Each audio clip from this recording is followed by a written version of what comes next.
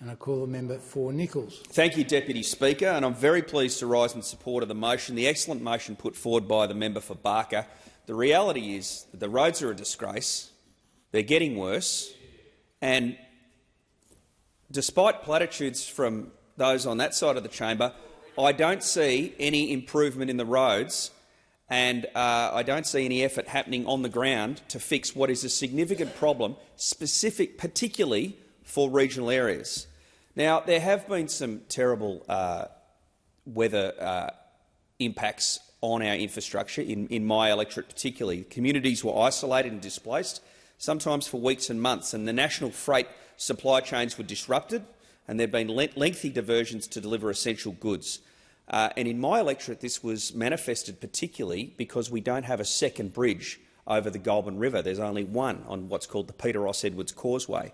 Now, when that gets cut, that means that not only are emergency service vehicles cut on both sides of the river, but trying to get fresh produce, which is a stock in trade for my electorate, whether it be fruit or milk, can't get from one side to the other. Now, and also we couldn't get exports to the port, and a lot of these exports are perishable, Deputy Speaker.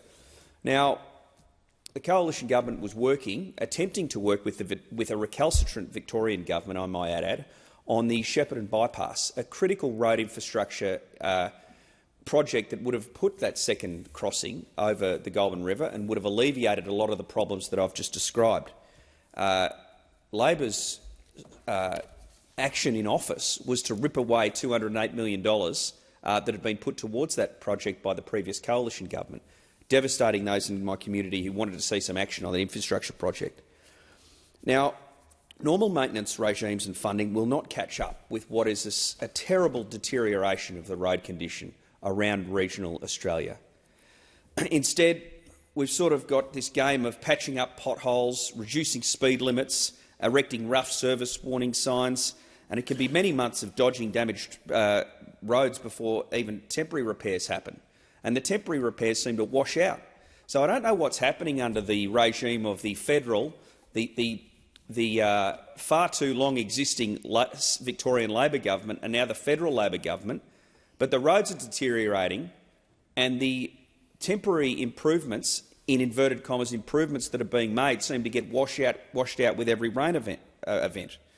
Now, national road and state roads are very bad. Local road networks are worse. Locally controlled roads account for approximately 77% of total road length in Australia.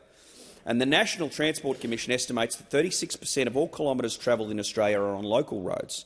And a third of all heavy vehicles registered in Victoria are in my electorate.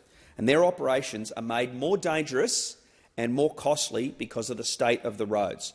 Now, these heavy vehicle operators are putting millions and millions of dollars worth of assets on the roads. They deserve a safe working environment, and a safe road that's in reasonable condition is a safe working environment. And they deserve to be able to put their heavy vehicles on the roads, earning export dollars for us, often taking agricultural produce in my electorate to the port, or mining produce in other mining goods in other electorates to Australian ports. They deserve to be able to do that without millions and millions of dollars in expensive repairs to their vehicles because of the terrible state of the roads. Now, statistics show— I just want to finish on this point, Mr Deputy Speaker. Statistics show that 55% of road fatalities occur on rural roads, but only 25% of the population live in rural Victoria. What we need is safer drivers, and so the drivers have got a responsibility in this for their own behaviour with safety, but safer vehicles, but safer roads. And that's where government can come in and add to the safety of people on our roads by improving the road network. Now, I note in the member for Barker's private member's motion that he requests that the data be more transparent about what causes some of these road accidents and what causes some of these road fatalities. We don't know often what it is. We assume that a major contributing factor is the state of the roads, but we can't get that information out, and we need that information to be able to apply for black spot funding and for other approaches to improving road safety by improving road conditions. Again, Mr Speaker, I support the member for Barker's private member's bill because the roads are in a terrible state, and I don't see the government, either state or federal, doing enough about it. Thank you. I thank